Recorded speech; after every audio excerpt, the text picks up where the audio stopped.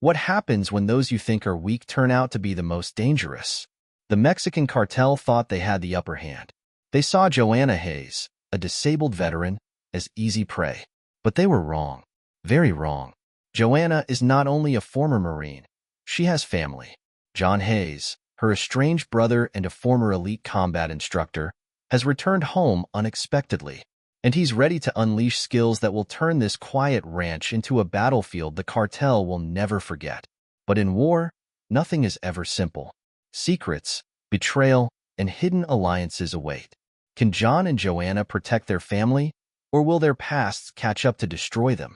The afternoon sun glinted off the rusted gate of the Hayes Ranch. Joanna adjusted the brace on her leg as she carried a bucket of water toward the barn. Her body still ached from injuries she had sustained years ago in combat, but she was used to the pain.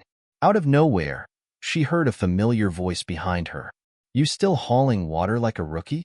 She froze, then turned to see John standing at the edge of the driveway. His tall frame was shadowed by the brim of his hat. She hadn't seen him in nearly 6 years. "John," she said, setting the bucket down. "What are you doing here?" "I figured it was time to visit," he replied casually, though something about his tone felt off. They exchanged a tense silence. Despite the distance between them, they shared a bond forged by their service and their family's legacy. Joanna knew John wasn't here just for a friendly reunion. Their conversation was interrupted by the sound of engines approaching. 2 black SUVs rolled up the dirt path and stopped near the main house. Men in dark clothing with cartel insignias stepped out, their eyes cold and calculating. The leader, a man with a scar running across his jaw, sneered at Joanna. "Mrs. Hayes, we're here to talk about your land." Joanna didn't flinch. "This land isn't for sale." The scarred man laughed. "You don't understand. We're not asking.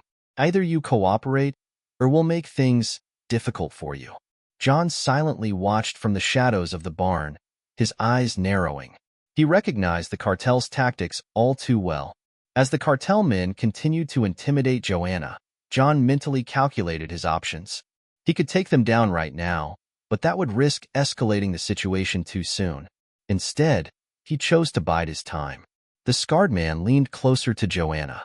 "You have until tomorrow to think it over. If you're smart, you'll make the right decision."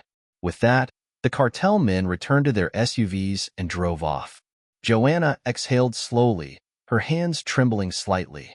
She didn't want to show weakness, especially not in front of John. "They've been sniffing around for weeks," she finally admitted. "I thought they'd back off, but it's getting worse." "Cartels don't back off," John said, stepping forward. "They escalate." Joanna gave him a sharp look. "I don't need you to save me, John." "I'm not here to save you," he said evenly. "But you're not fighting this alone. You've got a kid to protect. And whether you like it or not, I'm staying." Joanna's jaw tightened, but she didn't argue. Deep down, she knew he was right. "We'll figure this out," she said quietly. "But we do it on my terms." John nodded. "Fine. Let's make sure they regret ever stepping foot on this land." Together, they walked back toward the house, unaware that they were already being watched from a distance. A drone hovered silently above the treetops, relaying footage to someone far more dangerous than the men they had just faced. The sun dipped below the horizon, casting long shadows across the Hayes Ranch. Joanna and John prepared the house for the night, locking the gates and reinforcing the doors. Inside, Joanna's daughter, Emily, played quietly with their German shepherd, Max. She was too young to understand the threat looming over their lives. John walked the perimeter of the ranch, his sharp gaze scanning for anything out of place. His instincts told him they were being watched. Cartels rarely left threats without follow-up. If they had come once, they would return soon, likely with more firepower and men. Joanna met him near the barn, where the horses shuffled nervously. "Anything?" she asked. "Not yet," John replied, though his gut told him otherwise. "They're probably scouting us now, looking for weaknesses." John's suspicions were confirmed moments later. High in the sky, he spotted the faint blinking light of a drone hovering near the treetops. Someone was watching them remotely. He tapped Joanna on the arm and pointed. "See that? They're monitoring us." Joanna followed his gaze, her expression tightening. Great. So they know exactly what we're doing. John reached into his gear bag and pulled out a long-range rifle equipped with a thermal scope. He knelt, aimed, and fired. The drone exploded in a burst of sparks and metal, crashing to the ground. They won't see much more now, he said, lowering the rifle. Think they'll retaliate? Joanna asked. They will. But now we have the advantage. They don't know what we're capable of. As they returned to the house, headlights appeared at the end of the road. Joanna's hand instinctively went to the pistol on her hip. John tensed, ready to defend the ranch. The vehicle approached slowly, and when it stopped, a man in his late 30s stepped out with his hands raised. It was Sheriff Ben Walker, a former Marine and old friend of John's. Easy there, Walker called out with a grin. I'm not the enemy. Joanna relaxed slightly, though she kept her hand near her weapon.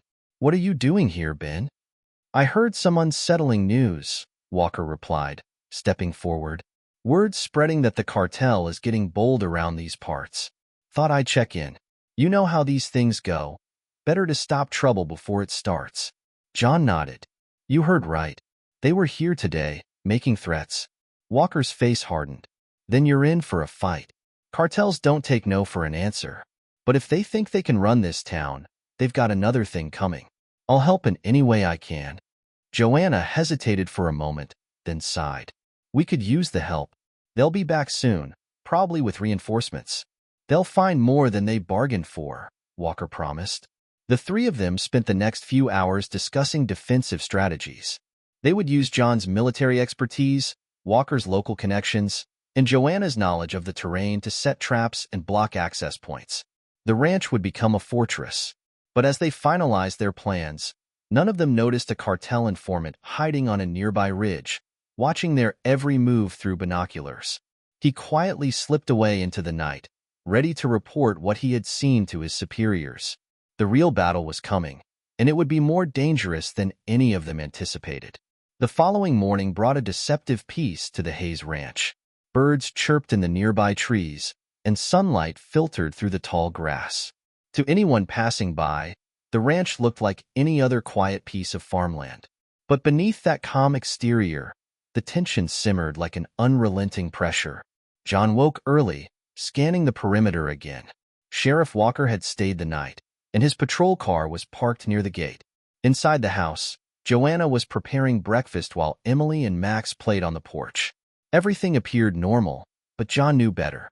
They're going to hit us soon, he muttered under his breath. His years in special operations had taught him to read the signs, and right now, every instinct told him that danger was near.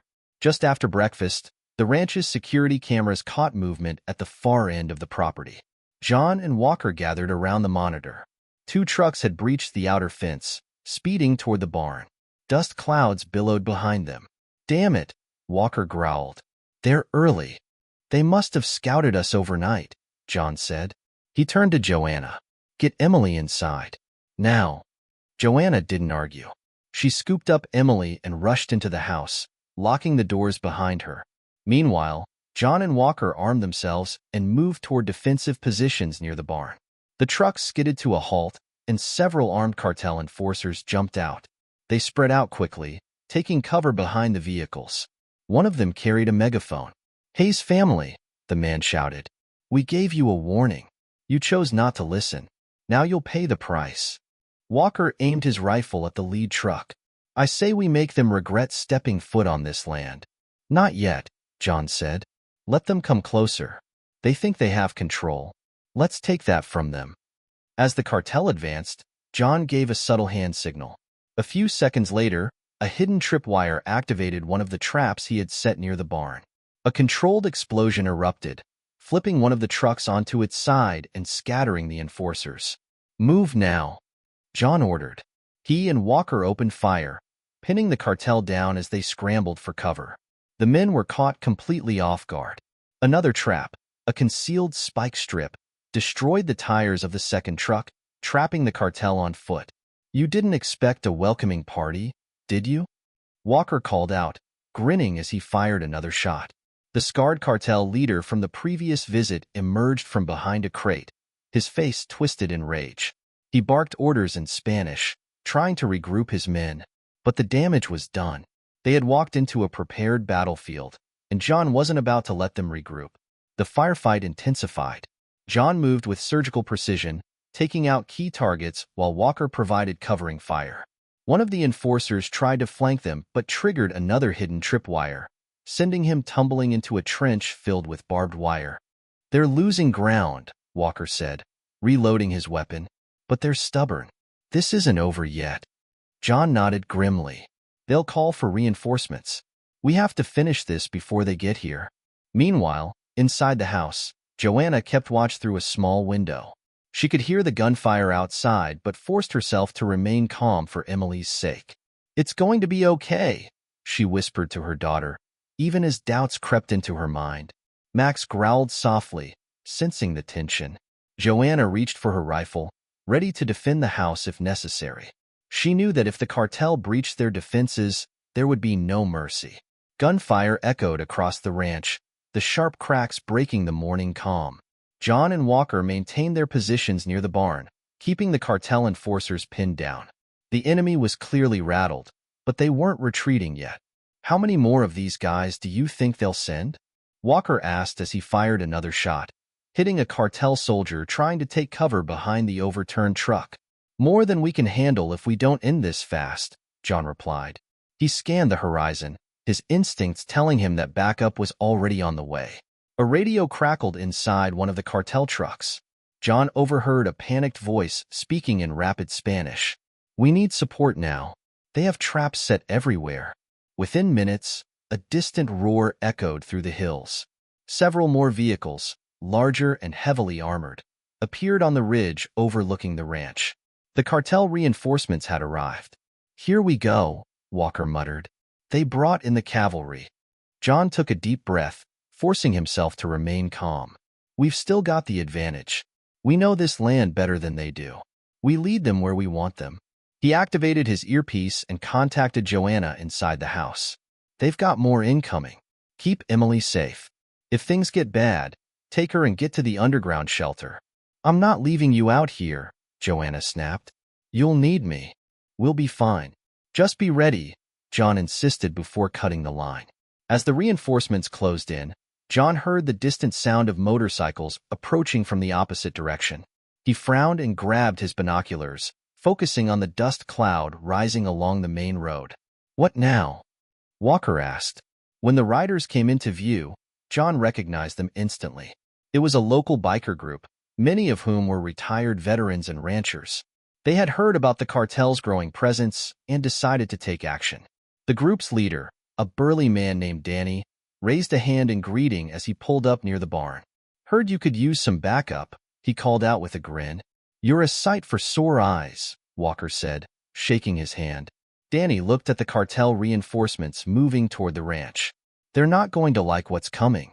You ready to push them off your land for good?" John nodded. "Let's hit them hard and fast." With the bikers joining the fight, the tide quickly turned.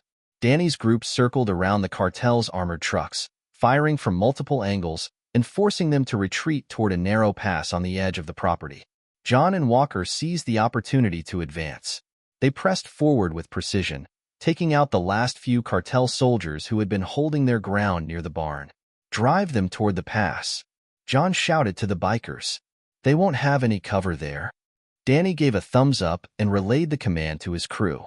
Within minutes, the cartel found themselves boxed in, their vehicles trapped between two ridges. As the firefight died down, John approached the scarred cartel leader, who was wounded and lying on the ground. He crouched beside him, gripping the man's collar. "This is your last chance," John growled. "Call off your men. Tell them to stand down and leave this place." The leader glared at him, but finally relented. He reached for his radio and barked an order in Spanish. The remaining cartel members hesitated, then slowly began withdrawing from the ranch. Walker exhaled in relief. "Looks like that did the trick." "For now," John said quietly. He knew this victory wouldn't be the end. The cartel would regroup, and someone even more dangerous might take charge next time.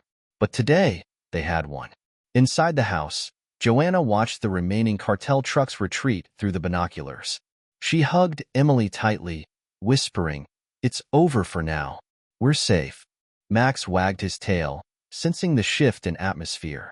Joanna finally allowed herself to relax, though the weight of what had just happened lingered heavily in her mind. The ranch was quiet once again, but the air remained charged with tension. John, Walker, and Danny surveyed the aftermath of the battle. The cartel reinforcements had been driven off, but John knew better than to think the fight was truly over. Cartels never gave up after a defeat. Danny wiped sweat from his brow. We gave them a bloody nose today, but they'll regroup. You know how these guys work. Yeah, John agreed. They'll come back with bigger guns and more men. We need to stay a step ahead. Walker checked the perimeter, pausing near one of the disabled trucks. This is only the beginning, isn't it? Yeah, John muttered. We've bought ourselves time, but it's not enough. We need to take the fight to them before they can strike again. As Walker inspected the cartel truck, he found a small, locked case hidden under one of the seats. He carried it over to John. Found this while checking for explosives. Looks important. John opened the case and found documents and a satellite phone. The files contained maps of the surrounding area, with key locations marked, including nearby ranches, supply routes, and local businesses. It was a strategic plan for the cartel's operations.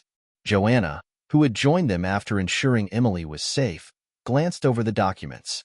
They were planning to take over the entire region, she said, her voice laced with anger. Looks like they were getting ready for a full-scale expansion, John added. He held up the satellite phone. If we can crack this, we might find out where their base of operations is. Walker nodded. Let's get Kara on the line. If anyone can hack that phone, it's her. Before they could contact Kara, the satellite phone suddenly rang. John and Joanna exchanged a tense look before he answered. Hello, Mr. Hayes, a deep, calm voice said on the other end. I see you've made quite a mess of things. Who is this? John demanded. You don't need to know my name, the voice replied. But I know who you are. And I know your sister, your niece, and your little community.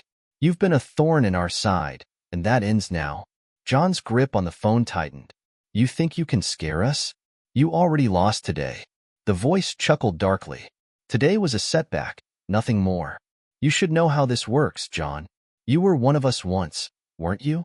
John's eyes narrowed. The man knew too much about his past. Whoever he wasn't just a cartel enforcer. He had military knowledge. Let me make this clear, the man continued. We're coming for you. And when we do, there won't be anyone left to fight back. Enjoy your last moments of peace. The line went dead. John lowered the phone, his jaw clenched in anger. Joanna placed a hand on his shoulder. What did he say? Trouble's coming, John muttered. They're sending everything they have next time. Walker folded his arms. Then we don't wait for them to make the first move. We go after them. Agreed, John said. But first, we need more intel. If this guy has military connections, we're dealing with more than just a cartel. There's something bigger going on here. As night fell over the ranch, the team gathered to plan their next move. Kara would work on decrypting the satellite phone while Danny and his bikers kept watch on nearby roads. The battle wasn't over, but the Hayes family and their allies were prepared for whatever came next. This time, they weren't just defending their home. They were going on the offensive. The next morning, Kara's voice crackled over the radio, cutting through the early silence. John, I've got something. I decrypted the satellite phone. Looks like your new friend wasn't bluffing. There's a hidden supply base about 20 miles south of your location. It's a major hub for their weapons and reinforcements. John stood on the porch of the ranch, binoculars in hand. Weapons and reinforcements. That's where they'll regroup. They're also moving a shipment tonight, Kara continued. You take that base out, and you cripple their operations for good. Send me the coordinates, John said, his voice cold and steady. As the team prepared for the mission, Joanna noticed John pacing near the barn, lost in thought. She approached him cautiously. You've been quiet since that call yesterday, she said. What's going on? John hesitated before answering.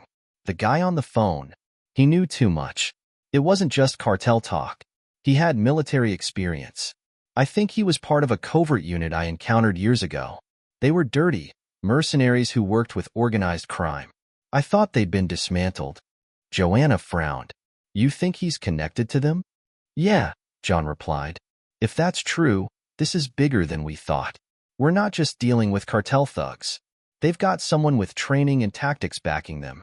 Then we hit them where it hurts, Joanna said firmly. We take that base out before they can strike us again. John nodded. Exactly. John, Joanna, Walker, and Maddox moved under the cover of darkness, following Kara's directions to the supply base. The landscape was desolate, open fields and dusty terrain with scattered hills providing minimal cover. Kara's voice came through their earpieces. You're approaching the perimeter. Looks like they've got patrols circling the outer area. I count 6 guards on rotation. Simple enough, Walker whispered. We take them out quietly. Wait, Kara interrupted. Hold up. I'm seeing new heat signatures. Multiple trucks just pulled in. They're unloading. Something big. Looks like heavy crates, probably weapons or explosives. John swore under his breath. They're arming up faster than we thought. We need to take control of those supplies before they can use them. Maddox grinned. Then let's give them a welcome surprise. The team moved in silently, spreading out across the base. John took out a patrol guard with a swift chokehold, while Joanna and Walker disabled 2 more guards near the storage crates. Maddox planted explosives on one of the trucks. However, just as they were about to reach the command center, an alarm suddenly blared across the compound. Floodlights switched on, and cartel soldiers scrambled into defensive positions. Looks like they found the bodies, Maddox muttered, ducking behind cover. They're locking down the base, Kara warned. You need to move now, or get stuck in a firefight. We're not leaving without destroying their supplies, John said. Joanna, cover the south entrance. Walker, take the north. Maddox, get ready to blow those trucks on my signal. Gunfire erupted as John's team engaged the cartel forces. Despite being outnumbered, they fought with precision and teamwork. Joanna's rifle shots echoed across the compound, taking down key targets with deadly accuracy. South entrance secure, Joanna called out through the radio. Walker's voice followed. North side's clear for now, but they're regrouping fast. Maddox now, John ordered. A deafening explosion rocked the compound as Maddox detonated the explosives. The supply trucks went up in flames, sending cartel soldiers into a panicked retreat. You weren't kidding about fireworks? Maddox chuckled, reloading his weapon. Let's finish this, John said, advancing toward the command center. As John entered the command center, he came face to face with the man who had threatened him over the phone. The man stood calmly, unarmed, with a cold smile on his face. John Hayes, the man greeted. I wondered how long it would take for you to find me. Who are you? John demanded, his weapon aimed at the man's chest. Call me Alvarez, he replied. But that's not important. What matters is that you've made a mistake. You think destroying this base will stop us? You're wrong. There are more operations like this one. You've just scratched the surface. Not for long, John said. We're going to tear your whole network down. Alvarez chuckled darkly. You can try, but you'll be fighting shadows. Before John could respond, Alvarez triggered a hidden device on his wrist. An explosion rocked the building, and flames erupted from the far side of the compound. Alvarez used the distraction to disappear into the chaos. Outside, Joanna, Walker, and Maddox regrouped with John as more explosions tore through the base. Where's the guy in charge? Walker asked. He escaped, John replied bitterly. But we've crippled their supply line. That's going to hurt them. We can track him down later, Joanna said. Right now, we need to get out of here. The team retreated as the base collapsed in flames behind them. Despite Alvarez's escape, they had dealt a major blow to the cartel's operations. But John knew this was only the beginning. Alvarez was still out there, and the battle for their survival was far from over. The blazing ruins of the cartel's supply base faded into the distance as John, Joanna, Maddox, and Walker retreated into the hills. Kara's voice came through the radio, her tone urgent. That was a hell of an explosion. You all make it out? Mostly, John muttered, frustration clear in his voice. Alvarez slipped through our fingers. Who's Alvarez? Kara asked. Some high-ranking operative working with the cartel, Joanna replied. He's ex-military or something close to it. He knew John and played us with that explosion. John tightened his jaw. We cut their supply line, but Alvarez made it clear they've got more operations. We need to find him before he can regroup. You're not going to like this, Kara said after a brief pause. I've been monitoring cartel communications. Alvarez has a meeting scheduled tomorrow night with another faction leader. If you intercept him, you might be able to take him down for good. John nodded. Send us the location. The following night, the team drove toward the remote canyon where the meeting was set to take place. The terrain was harsh, rocky cliffs and narrow paths that allowed few ways in or out. It was the perfect place for an ambush.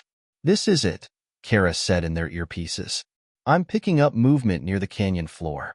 Alvarez and his men are already there. Looks like multiple armed groups are converging.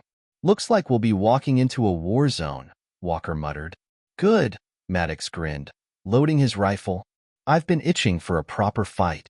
Let's stay quiet until we confirm Alvarez is on site, John ordered. We move when I give the signal.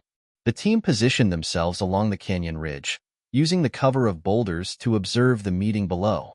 Alvarez stood in the center of a circle of vehicles, speaking with several cartel leaders. Armed guards patrolled the perimeter, their rifles gleaming under the moonlight. That's him, John confirmed, locking his scope on Alvarez. We need to isolate him. Let me guess, Maddox whispered. You want to bait them into a trap? John smirked. Exactly. We hit their guards hard and force Alvarez to retreat into the canyon's choke point. The plan was in motion. Maddox and Walker silently took out 2 guards on the ridge, cutting off one of the watch patrols. Joanna, positioned with a sniper rifle, eliminated a cartel lookout near a vehicle. But as the firefight began, something unexpected happened. One of the cartel leaders suddenly turned on Alvarez, drawing a pistol and shouting in Spanish. The gunfire between the factions erupted before John's team could act. What the hell is happening? Walker shouted over the radio. Looks like a double cross, Kara responded, her voice tense. One of the leaders wasn't on Alvarez's side after all. Alvarez dove behind a truck as his guards were caught in the crossfire. Chaos spread quickly as rival groups fought for control of the meeting. This changes nothing, John said, his voice calm. We take advantage of the confusion. Maddox, flank from the left. Joanna, cover the north exit. Alvarez isn't getting out this time. The firefight escalated. Explosions lit up the canyon as vehicles caught fire. Maddox moved swiftly through the chaos, disabling a truck with a grenade before taking cover near a rock formation. North side secure. Joanna called through the radio. He's boxed in. Good, John replied, advancing toward Alvarez's last position. John finally cornered Alvarez near a collapsed section of the canyon wall. Alvarez was wounded, but still defiant. He raised his hands, smiling coldly. Well, you got me, Alvarez said, blood dripping from a wound on his shoulder. But killing me won't stop this. You think you're some kind of hero, John? This isn't a movie. You're just another pawn. John's expression darkened. I've seen men like you before. You build empires on fear and think no one can touch you. But this ends here. Does it? Alvarez taunted. He reached for a small device on his belt. Before he could trigger it, John shot the device out of his hand and tackled him to the ground. Alvarez struggled but was overpowered. Not this time, John growled, binding Alvarez's wrists. As John dragged Alvarez toward the extraction point, the cartel leader spoke one final warning. You think I'm the only one? You think you've won? Alvarez sneered. There are others. People more powerful than me. They'll come for you, your family, your entire town. This is bigger than you can handle. We'll see about that, John said coldly. The rest of the team regrouped near the ridge, watching as the last of the cartel forces retreated. The canyon fell eerily silent, save for the crackling of burning vehicles. What now? Walker asked. Now we take him back to the authorities, John replied. But this fight isn't over. Alvarez's network is still out there. We'll be ready when they come. As dawn broke, the team left the canyon, knowing that the war was far from finished. But for now, they had struck a devastating blow to the cartel's operations.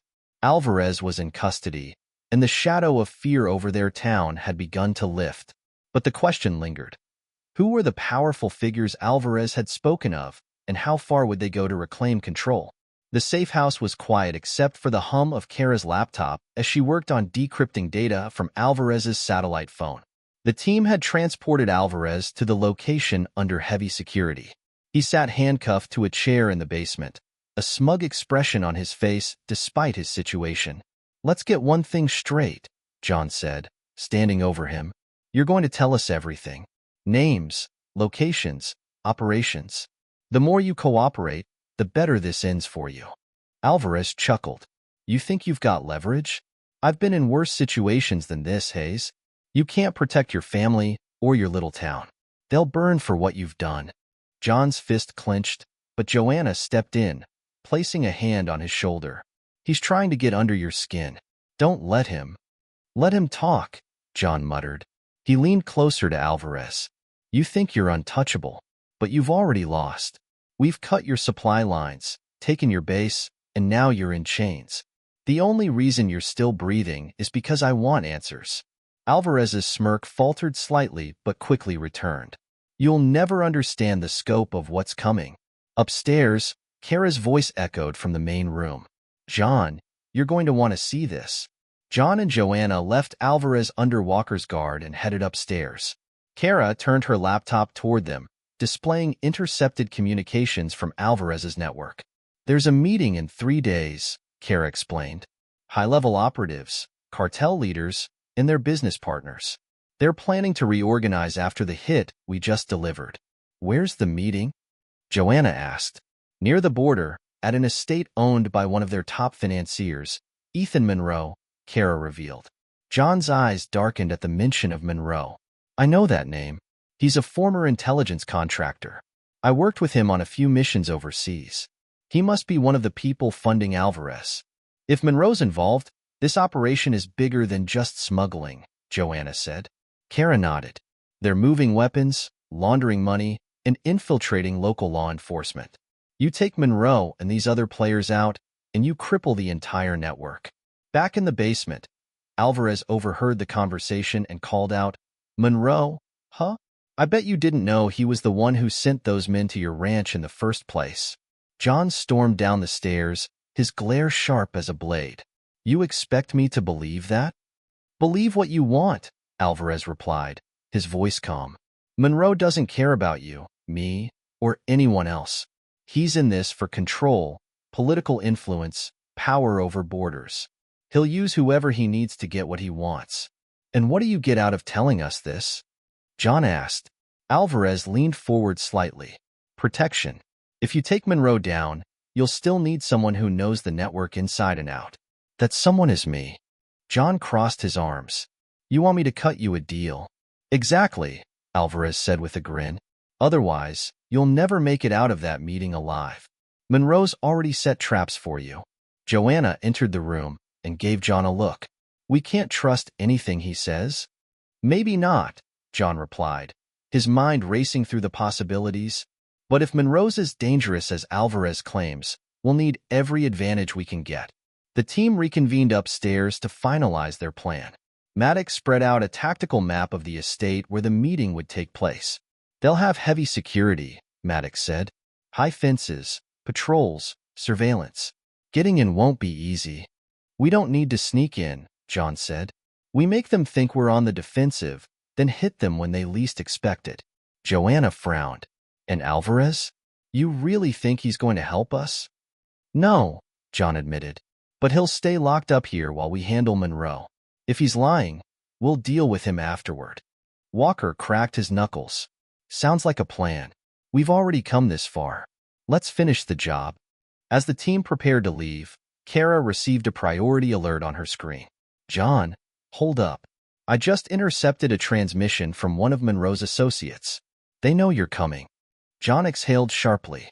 "They want to draw us into a trap? Then we spring it on them first," Joanna said.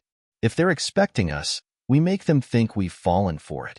John nodded, a grim determination settling over him. "Let's end this." The storm was building once again, but this time, John and his team were ready.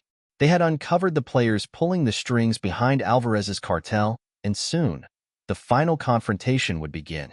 Night had fallen by the time John, Joanna, Maddox and Walker arrived near the estate owned by Ethan Monroe. The massive property was nestled deep in the desert near the border, surrounded by high walls, surveillance towers, and heavily armed guards patrolling every entrance.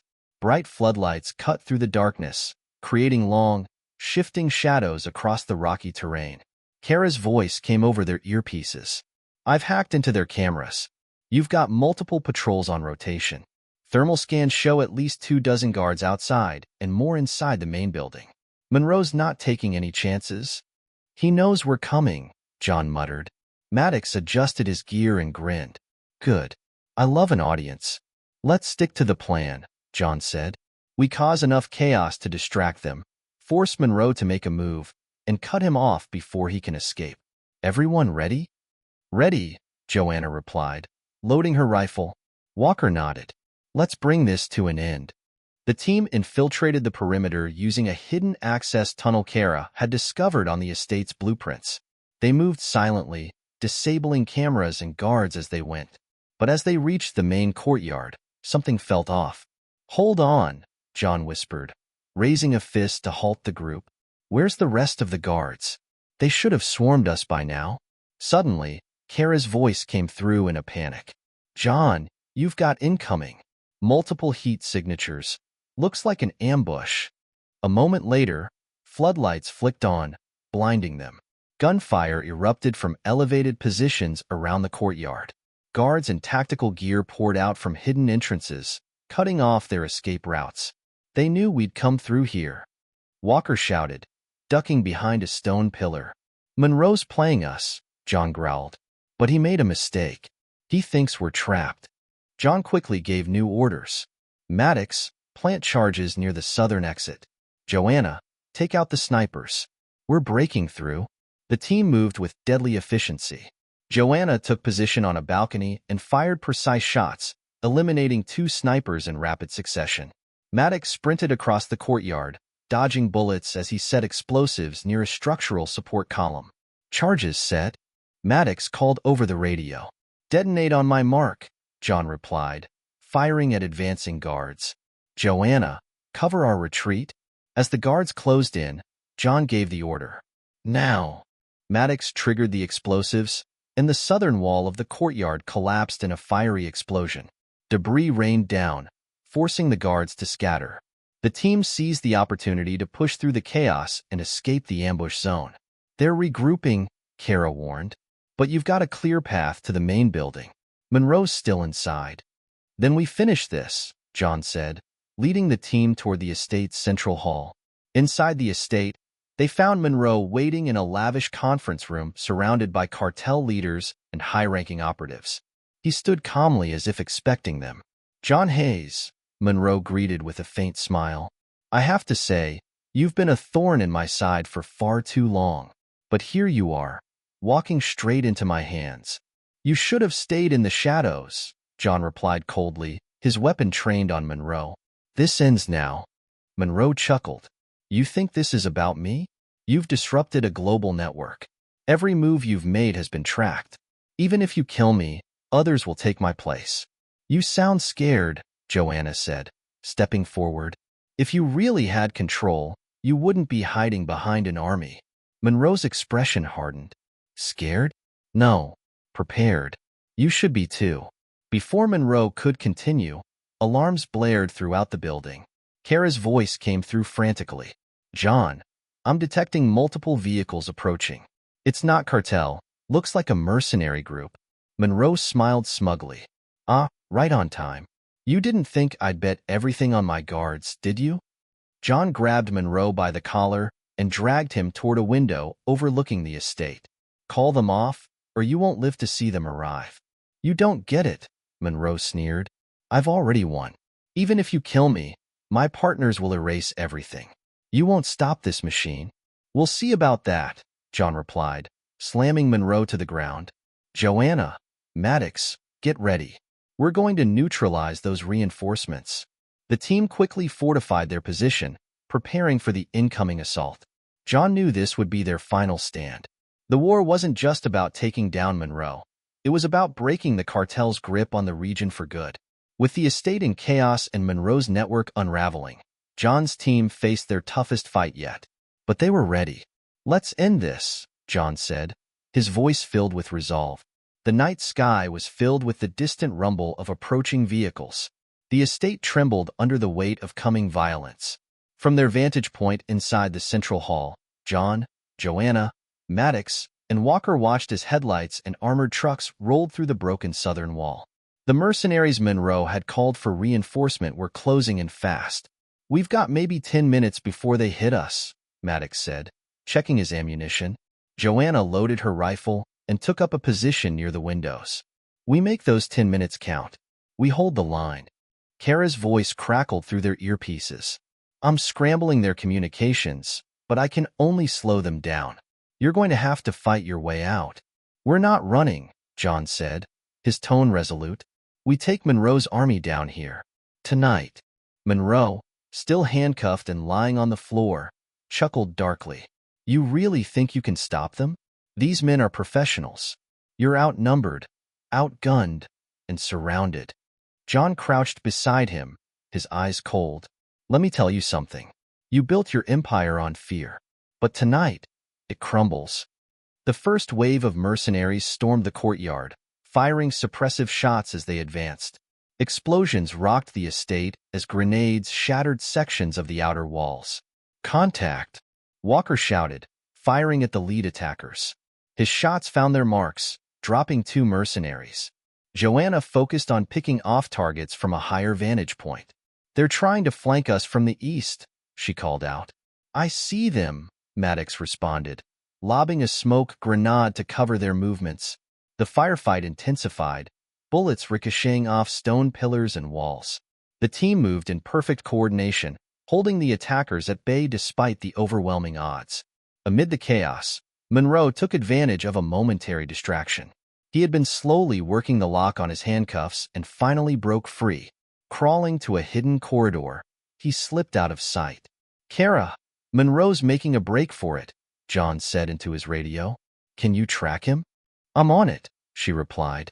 "He's heading for a private airstrip at the back of the estate. If he gets to that plane, he's gone." John cursed under his breath. "Joanna, hold the line here. Maddox, you're with me. We're going after him." John and Maddox sprinted through the estate, dodging gunfire and debris as they pursued Monroe. They reached the rear of the property just in time to see Monroe climbing into a black SUV. "Not today," John muttered, raising his rifle. He fired, shattering the windshield and forcing the driver to swerve.